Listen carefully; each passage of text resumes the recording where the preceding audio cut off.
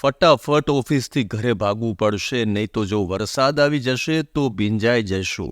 અરે યાર, આ રસ્તા પર ટ્રાફિક છે અને એક તરફ વરસાદ છે. આમાં જવું તો જવું ક્યાં, પલળી જ જવાશે.